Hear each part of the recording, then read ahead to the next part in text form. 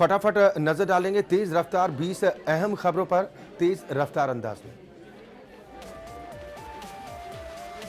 नोटबंदी के मुद्दे को लेकर समूचा विपक्ष सरकार के खिलाफ लामबंद हो गया है। संसद से लेकर सड़क तक विपक्ष का तेवर आक्रामक दिख रहा है। आज शीतकालीन सत्र के दूसरे दिन भी संसद के दोनों सदनों में विपक्ष ने जमकर हंगामा किया। विपक्ष ने हंगामा किया तो सरकार ने अपने फैसले का पूरा बचाव किया।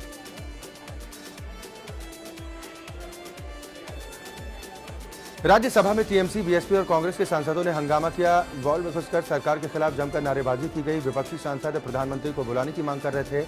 उनकी मांग थी कि नोटबंदी पर प्रधानमंत्री जवाब दें। हंगामे के चलते राज्यसभा की कार्रवाई कई बार स्थगित करनी पड़ी।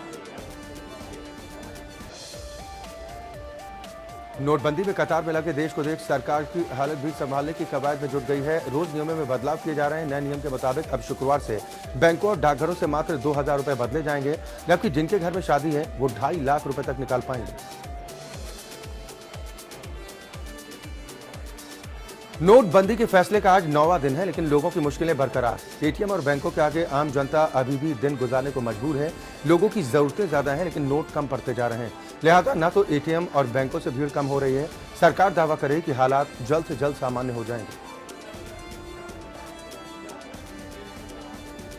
नोटबंदी के खिलाफ संसद के बाद विरोध का सिलसिला सड़कों पर भी जारी है। दिल्ली में टीएमसी सुप्रीमो ममता बनर्जी और आम आदमी पार्टी के मुखिया अरविंद केजरीवाल ने एक रैली को संबोधित किया और इस मौके पर जमकर मोदी सरकार पर निशाना साधा। ममता और केजरीवाल ने नोटबंदी के फैसले को मुसीबतों का पिटारा बताते हुए इसे वापस लेने की मांग की।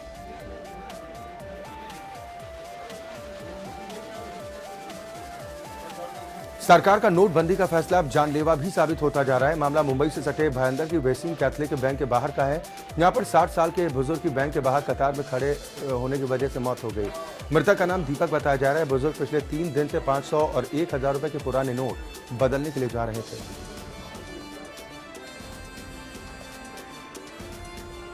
महाराष्ट्र के भिवंडी में पंजाब नेशनल बैंक के सामने लाइन में खड़े होकर 500 और 1,000 रुपए के नोट बदलने के लिए खड़े लोगों पर भिवंडी में दूसरी बार पुलिस ने लाठीचार्ज किया। दरअसल कल्याण नाका लाहौटी कंपाउंड के पास पंजाब नेशनल बैंक पर रात से ही लाइन में लगे लोगों पर पुलिस ने लाठीचार्ज कर दिया। इससे पहले स्टेट बैंक में भी लाइन में लगे लोगों पर पुलिस ने लाठियां भांजी। 500 और 1,000 के पुराने नोट बंद होने से जहां एक और आम लोग परेशान हैं, एटीएम और बैंकों के बाहर कतारें लगी हैं, वहीं नोटबंदी के बाद कुछ सरकारी महकमों की चांदी हो गई। यूपी में नगर निगम, पावर कॉर्पोरेशन जैसे तमाम विभाग हैं जहां अभी पुराने नोट स्वीकार किए जा रहे हैं। ऐसे में इन दफ्तरों में लोगों की भीड़ उमड़ रही है।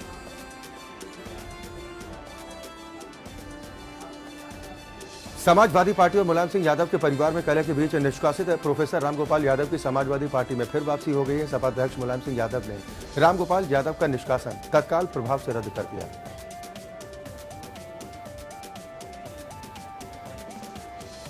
समाजवादी पार्टी से निष्कासन रद्द होने के बाद शिवपाल सिंह यादव ने मुख्यमंत्री अखिलेश यादव से मुलाकात की। रामगोपाल का निष्कासन रद्द होने के बाद यह पहला मौका था जब शिवपाल सिंह यादव अखिलेश से मिलने पहुंचे।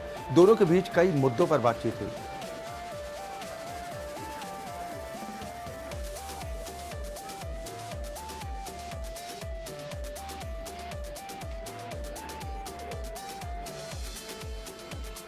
बीजेपी की परिवर्तन यात्रा आज आजमगढ़ में है, जहां पर बीजेपी अध्यक्ष अमित शाह ने सपा बसपा पर जमकर हमला बोला। अमित शाह ने मुलायम पर निशाना साधते हुए कहा कि अगर आजमगढ़ में परिवर्तन हुआ तो मानो पूरे प्रदेश में परिवर्तन हो गया। इसके साथ ही उन्होंने कहा कि यहां से पलायन रोकना है। मुलायम के गढ़ में अमित शाह ने जमकर हुंकार भरी।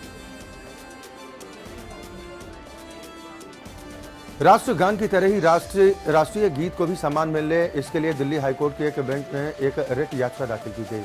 वरिष्ठ वकील प्रवीण एच पारीक ने देश के पहले राष्ट्रपति डॉक्टर राजेंद्र प्रसाद के एक बयान को कोर्ट के सामने रखा, जिसमें उन्होंने कहा था कि राष्ट्रीय गीत वंदे मातरम को भी वैसा ही सम्मान मिले जैसा कि राष्ट्रगान को मिलता है। राष्ट्रीय गीत वंदे मातरम को भी राष्ट्रगान जैसा ही सम्मान मिलना चाहिए। मेरठ पुलिस ने मेडिकल थाना क्षेत्र में वाहन चेकिंग के दौरान एक सराफा व्यापारी की गाड़ी से 67 लाख रुपए बरामद किए, लेकिन आरोप है कि पुलिस ने बरामद रकम को 35 लाख ही दिखाया और बाकी रकम हजम करने की कोशिश की जा रही है।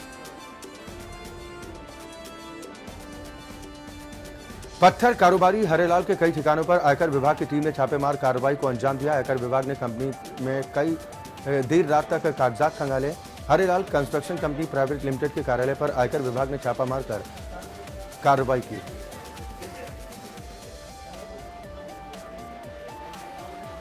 रामानंद के बनाए गए रामायण में विभीषण की भूमिका निभाने वाले मशहूर फिल्म अभिनेता मुकेश रावल ने मुंबई के कांदिवली रेलवे स्टेशन पर मंगलवार की सुबह 9 बजे ट्रेन के सामने कूदकर आत्महत्या कर ली। हालांकि उन्होंने आत्महत्या क्यों की, इसका पता अब तक नहीं चल पाया।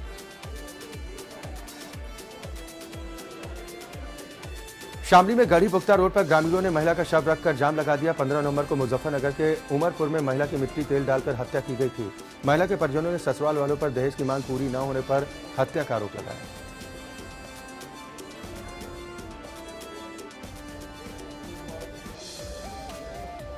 कानपुर में अपनी 6 सूत्रीय मांगों को लेकर इंडियन मेडिकल एसोसिएशन ने कल राष्ट्रव्यापी सत्याग्रह का आयोजन किया है। देश के 500 से ज्यादा जिला कमेटियों के डॉक्टर्स धरने पर बैठे और उन्होंने नेशनल मेडिकल कमीशन बिल को रोकने की मांग की।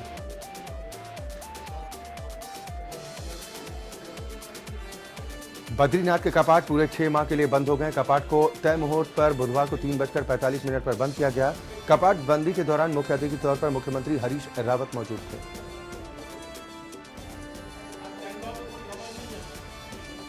रणवीर सिंह अपनी मोस्ट अवेटेड फिल्म बेफिक्री के प्रमोशन में जोर शोर से जुटे हैं। रणवीर और वाणी की फिल्म 9 दिसंबर को रिलीज होने जा रही है।